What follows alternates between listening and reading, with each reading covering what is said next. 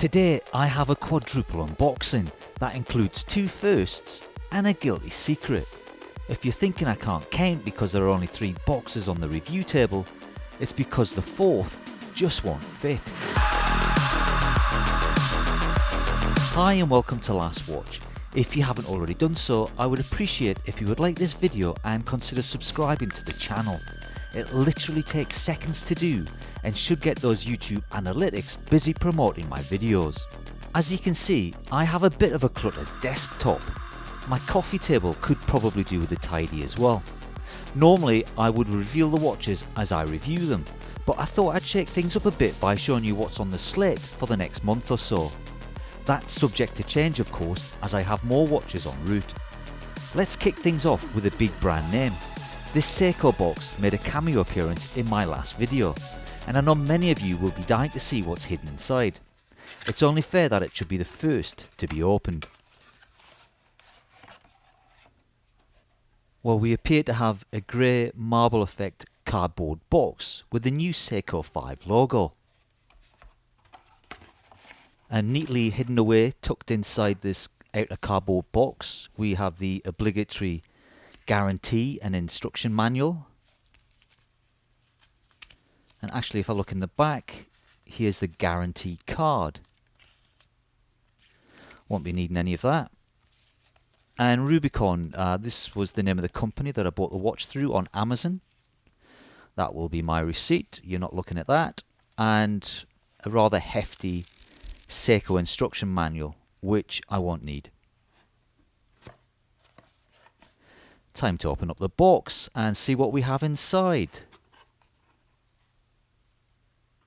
Oh, and still one more thing to remove. Let's get the box out the way and remove it from its cushion.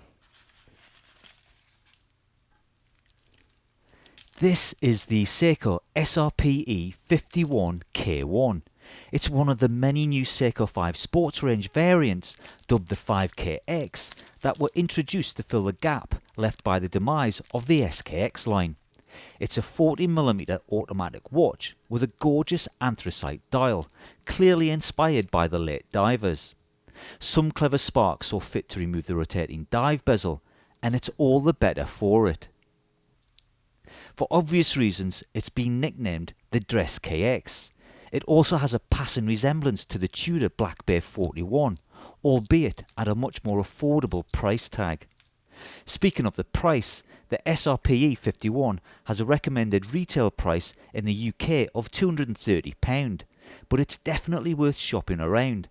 I was lucky enough to find this one on Amazon in the UK for £178, but courtesy of COVID, my work gave me a £50 voucher in lieu of a Christmas party, which meant I only paid £128 for the Seiko. That's way better than a up in a brewery. The 51 will be the first watch to be reviewed, just as soon as I receive a gift from my favourite uncle. Make of that what you will. In the interim, like all of today's watches, I'll resize the bracelet for my 7-inch wrist and put the Dress KX through its paces. Maybe I'll even get past the fact that it doesn't have a screw down crown. Now on to this rather big box, which was an equally big surprise.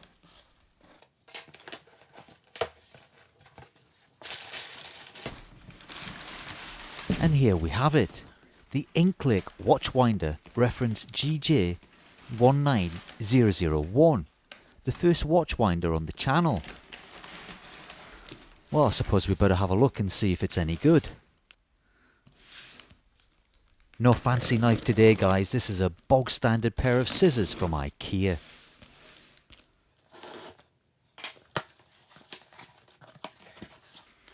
Well, the first thing out the box is an advanced instruction manual and a soft polishing cloth. A bag of watch cushions, which I believe are memory foam. Now, there are 4 in this bag and it's a dual watch winder, so I'm guessing there's a couple of spares, just in case you have an accident.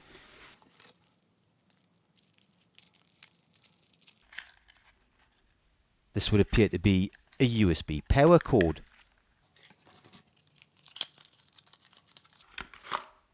and a power supply for the unit. and luckily it's UK. Now this is where I wish I had another pair of hands, because it's not too easy trying to get this out of the box, and I don't want to damage what's inside. Bear with me. Finally. Putting it on its side might make things easier. And as you can see, it's very well packaged. And it seems to be encased in this cloth-like type bag. Let's see if I can get inside. And out she comes. And yet more protective wrapping for the watch winder inside. They're certainly not taking any chances.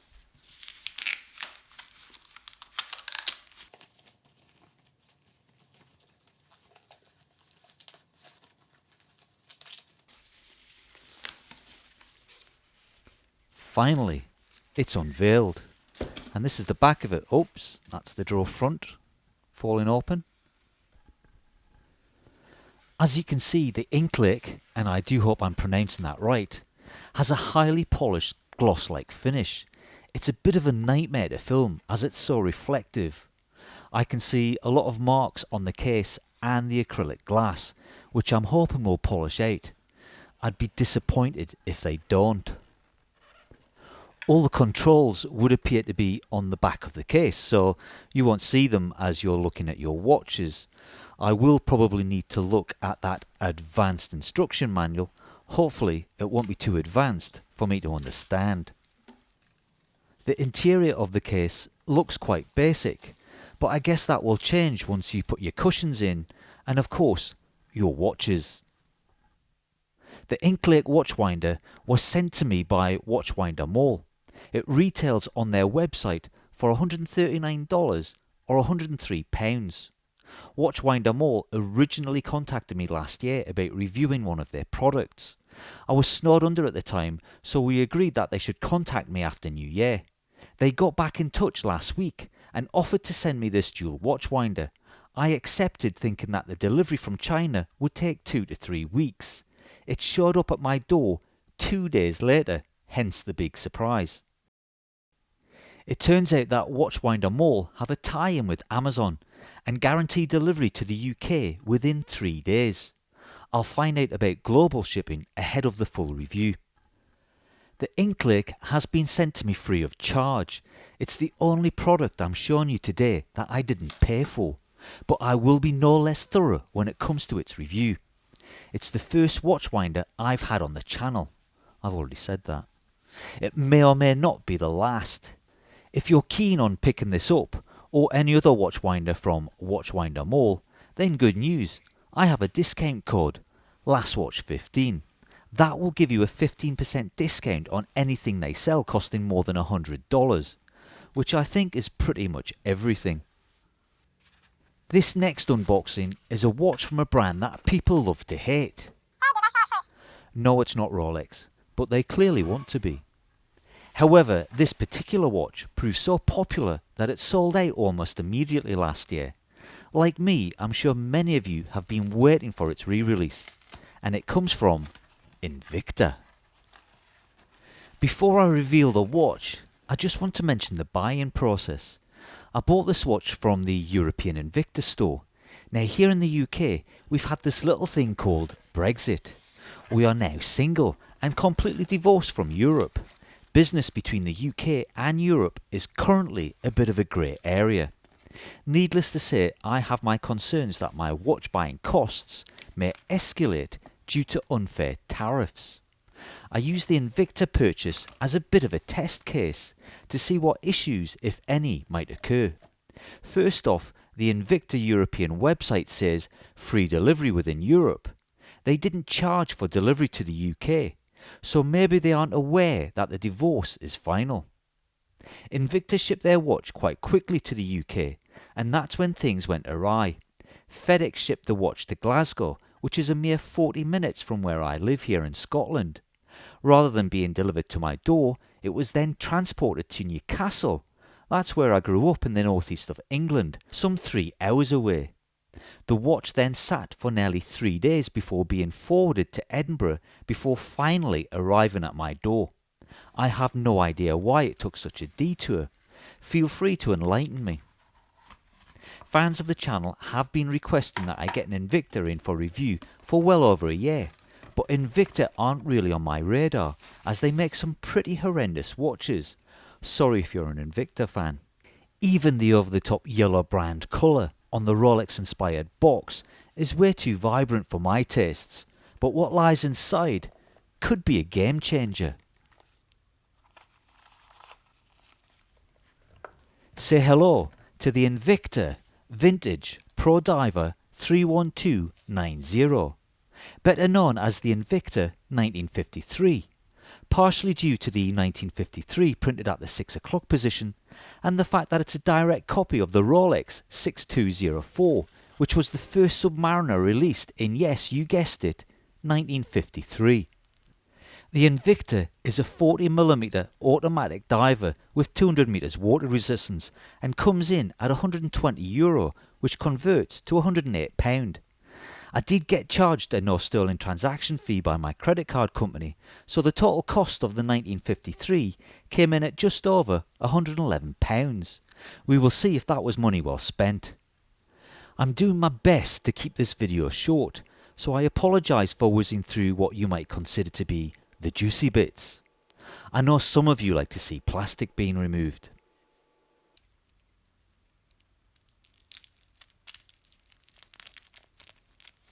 Hopefully that will suffice.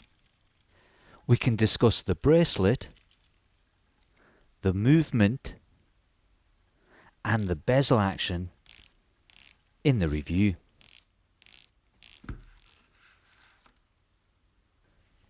Now to my last box, a guilty secret where I need to make an embarrassing admission. I bought this Casio last Christmas. When I say last Christmas, I don't mean Christmas just gone. I mean Christmas 2019. I've had this watch for more than a year. Luckily, it has a 10-year battery life. There's no extravagance when it comes to the packaging. Tucked away at the back is the rather thick instruction manual. Not to mention the guarantee, which is probably long since expired. Sitting on a rather basic cushion, shrouded in a plastic bag. And what is this digital wonder that has waited so patiently? Well, you may have already caught sight of the reference on the side of the box. This is the Casio AE0-1200 WHD, better known as the Casio Royale, as it has a similar look to the Seiko G757, which was worn by Roger Moore in the 1983 James Bond movie Octopussy. I picked up the Royale on sale for less than £20.